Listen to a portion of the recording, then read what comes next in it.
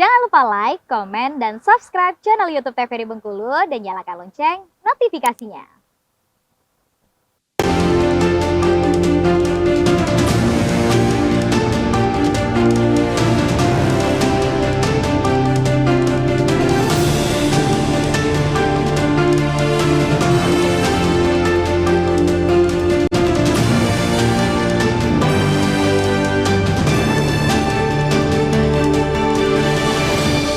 Baik pemirsa, kembali di Berundut TVRI Bengkulu untuk kesempatan kali ini di Senin 4 September 2023 dengan tema kita masih mengenai waspada kebakaran hutan. Kita akan kembali tentunya untuk berbincang bersama dengan Pak Samsul Hidayat selaku Kabid Perencanaan dan Pemanfaatan Hutan dan KSDAE DLHK Provinsi Bengkulu. Baik, untuk Pak Samsul nih, untuk penyumbang tertinggi nih kebakaran hutan, itu kabupaten mana Pak kalau boleh tahu? Ada datanya nggak sih Pak? Apakah Seluma mungkin, Muko-Muko dan lain sebagainya? Datanya ada. Untuk tahun 2023 itu baru alhamdulillah baru terjadi di Kabupaten Muko-Muko. Baru terjadi di Kabupaten Muko-Muko. Ya. Oke, baik. Sebelumnya itu ada di Bengkulu Selatan, ada 2019, kemudian 2020. Itu tapi termasuk udah termasuk ke hutan atau masih lahan? Lahan. Oh, lahan. Baik. Lahan. Untuk hutan sendiri pernah terjadi di Bengkulu atau sebenarnya? Kalau hutan pernah juga kalau nggak salah di tahun 2021 itu di PBPH di air ipu saya lupa namanya, tapi di dalam hutan produksi. Oke, baik. Ya, di Bengkulu Utara. Cukup cukup mengkhawatirkan pada saat itu? Alhamdulillah tidak cukup mengkhawatirkan sih, dapat segera dicegah. Itu sama sebenarnya ada PBPH di situ, ada IUPKHA, PT API, cuman ada pihak ketiga, pihak masyarakat yang melakukan perambahan, kemudian melakukan land clearing dengan pembakaran. Oke, baik. Berarti faktor manusia yang menyebabkannya ya Pak ya. Oke, baik. Nah, untuk kebakaran hutan sendiri apakah termasuk ke bencana alam Bapak? Ya, kalau yang itu tadi, kalau yang termasuk dalam bencana alam itu adalah kebakaran hutan dan lahan. Cuman catatannya itu disebabkan oleh faktor alam. Nah, kalau dia faktor manusia ya tidak bisa disebutkan sebagai apa. Oke, berarti termasuk kita lihat dulu faktor penyebabnya ya. Faktor penyebabnya itu kalau faktor alam ya itu dapat disebutkan sebagai bencana alam. Oke, baik, luar biasa. Nah, kita kembali ke Pak Meliansori selaku warga nih. Nah, mungkin ada sedikit pengetahuan dari warga atau Pak Meliansori mungkin apakah penanggulangan dari pencegahan kebakaran hutan ini kan ada bagian lahan gambut nih yang mungkin yang sering terjadi untuk kebakaran hutan sendiri. Nah, untuk lahan gambut yang di Bengkulu sendiri, Bapak sudah tahu nggak sih untuk di daerah-daerah mana saja yang mungkin adanya lahan gambut di Kota Bengkulu ini sendiri? Kalau di Bengkulu ini cenderung nggak terlalu ya Pak, lahan gambutnya nggak terlalu kan. Kalau lahan gambut yang kita lihat itu adalah kalau lahan gambut itu biasanya di luar provinsi Bengkulu seperti di Kalimantan. Oh, berarti kan di Bengkulu nggak ada lahan gambut ya? Ada kan, tapi skalanya kecil kan, skalanya kecil. Di danau itu sebetulnya udah kategori lahannya itu udah ini deh kan. Cuman kan nggak terlalu besar seperti di provinsi lain kan. Bengkulu itu nggak terkenal dengan lahan gambutnya nggak kan. Kalau ada tuh ada, tapi kan skalanya kecil dan belum juga pernah kita dengar kebakaran lahan gambut di Provinsi Bengkulu belum ada. Dengar tuh belum ada gitu kan. Jadi balik ke tadi bahwa kembali kepada ini kan karhutla, kebakaran hutan dan lahan. Nah, kalau seandainya tadi disampaikan Bapak Kabid tadi terkait dengan adanya land clearing, pembukaan lahan dengan melakukan pembakaran, nah tentu itu kan mudah mendeteksinya. Mudah mendeteksi dalam artian lahan itu kan punya siapa, dan siapa yang melakukan pembukaan lahan itu kan bisa terdeteksi dengan cepat. Nah, sehingga harapan kita kepada aparat terkait kalau seandainya itu terjadi kebakaran lahan ataupun akibat dari pembukaan lahan dengan melakukan pembakaran tadi, itu dilakukan penindakan secara tegas. Karena itu bisa berakibat kalau seandainya itu dibiarkan, tentu yang lain akan mengikuti dan ini efeknya akan masif. Nah, yang paling penting itu di samping pencegahan tadi adalah kalau sudah terjadi unsur kesengajaan manusia terhadap pembukaan lahan dengan cara dibakar itu dan merembet ke hutan misalkan, itu lakukan penindakan secara tegas. Oke, Nah, itu yang berarti kita masyarakat harapkan. kita saat ini masih untuk membuka lahan dengan cara membakar lahan sendiri. Ya karena itu yang paling efektif. Oke. Yang saat ini dilakukan warga itu Paling efisien, kosnya rendah. efektif, efisien, dan waktunya cepat karena enggak terlalu banyak memakan waktu. Udah cukup dibakar dan abunya bisa jadi pupuk bagi mereka kan gitu baik. kan. Ya.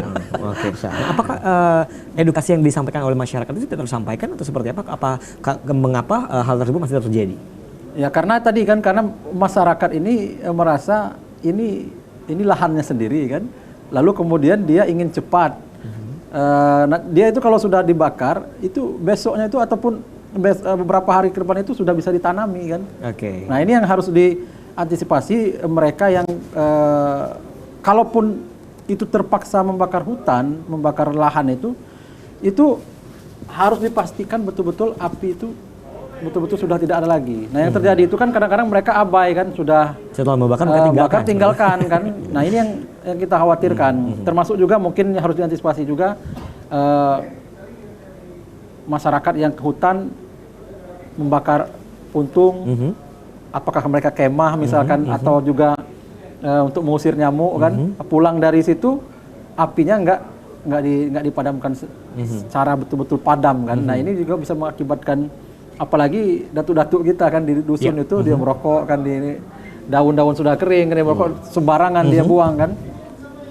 Tapi alhamdulillah di Provinsi Bengkulu sebagaimana disampaikan dari DLHK tadi kecil ya, sangat kecil sekali dan mudah-mudahan ke depan ini dengan antisipasi yang mapan, yang masif dari teman-teman pemerintah dan koordinasi ke berbagai instansi dan juga termasuk di pemerintah kabupaten kota, nah kebakaran hutan dan lahan ini bisa diantisipasi kan.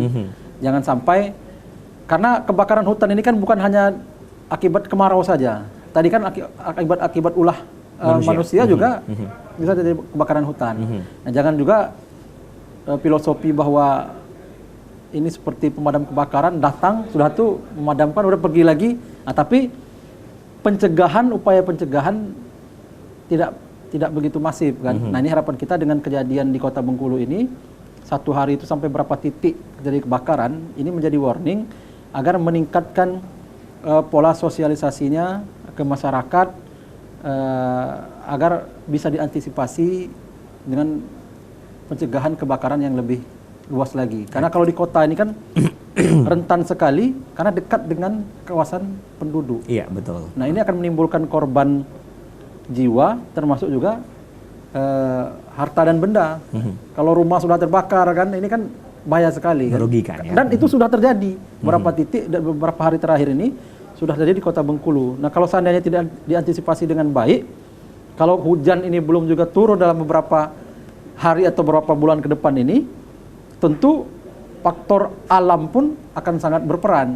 Karena sudah suhunya panas, ditambah mungkin faktor manusia juga sembarangan, nah ini akan sangat bahaya sekali. Oke, baik. Nah, seberapa penting untuk peran masyarakat sendiri tentunya untuk pencegahan kebakaran hutan ataupun juga penanganan kebakaran hutan, untuk pentingnya peran masyarakat di hal tersebut untuk ya sangat penting karena masyarakat ini boleh dibilang ujung tombaknya kan. Kalau hanya mengandalkan pemerintah kan, pemerintah ya berapalah sosialisasinya kan.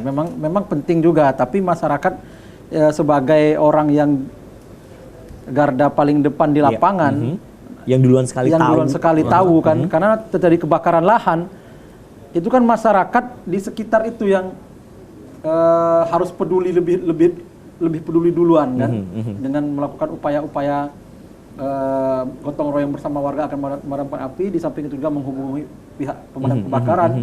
Nah warga ini paling penting. Nah disinilah kesadaran warga, termasuk juga peran pemerintah harus memberikan edukasi kepada warga tadi. Jangan sampai kita menjadi warga yang acuh tak acuh, tidak peduli dengan lingkungan sekitar. Apalagi saya ini tinggal di daerah dekat lahan DDTS, Panorama di Surabaya. Saya itu dekat sekali dengan, di belakang itu kawasan Danau Dendam Tak Sudah. Nah itu kan lahan. Saya nggak tahu itu kategori lahan apa hutan itu di danau itu kan. TWA itu kawasan hutan. Kawasan hutan. Nah, kawasan hutan kan. Nah, kawasan hutan. Dan itu nggak boleh dirubah bentuknya itu. kecuali yang di alih status untuk jadi kawasan wisata ada dia cagar alam kan, Iya. ada Ya, cagar alam, ya ada cagar TWA alam, juga. ada TWA. Kalau TWA-nya boleh. Ya, TWA-nya karena udah alih status untuk kawasan wisata, dikelola dengan memperhatikan aspek lingkungan kan. Kalau cagar alam itu nggak boleh dirubah dia kan. Betul. Nah, di situ hutan ataupun lahan di situ, kalau musim seperti ini kan sangat rentan sekali. Apalagi kalau seandainya terjadi pengurangan debit air kan. Kalau di danau itu memang udah dia semacam lahan basah kan, lahan basah. Kalau seandainya kemarau ini berlanjut, ya bisa saja terjadi pengurangan debit air, lalu kemudian kekeringan dari sisi hutannya. Nah ini yang harus kita antisipasi. Nah sebagai warga, jangan sampai kita abai, tidak peduli dengan lingkungan. Nah sehingga sebagai warga kami tentu akan berperan aktif terhadap waspada terjadi kebakaran hutan dan lahan ini. Oke, baik. Nah, sebagai warga juga nih, tentunya untuk kebakaran, misalnya terjadi kebakaran hutan yang terjadi di dekat lingkungan warga Lahan sendiri, ya, atau lahan gimana, sendiri ya. betul. Apa yang warga lakukan pertama kali tentunya untuk mengantisipasi terjadinya kebakaran yang lebih parah lagi?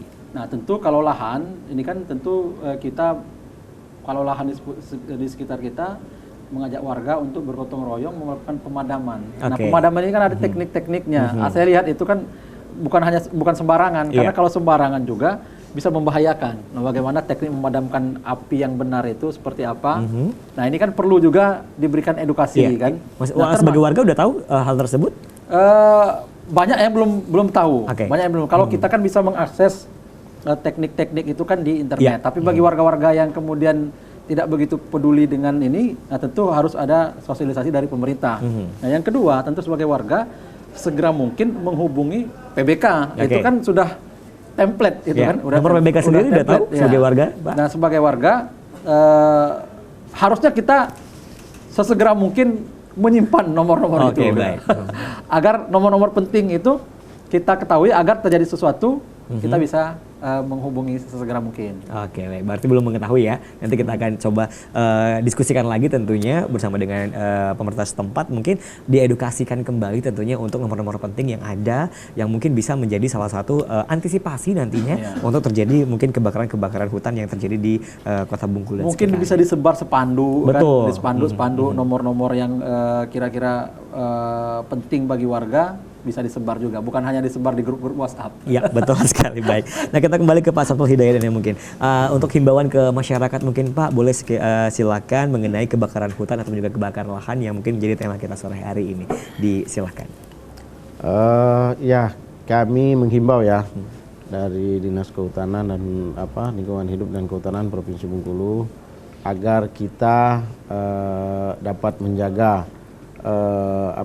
lingkungan lahan kita, kemudian untuk tidak melakukan pembukaan land clearing lahan, baik itu masyarakat maupun pemegang PBPH ataupun pihak perkebunan perusahaan ataupun tadi masyarakat di sekitar kawasan hutan, agar tidak melakukan land clearing atau pembersihan lahan dengan cara pembakaran kawasan hutan.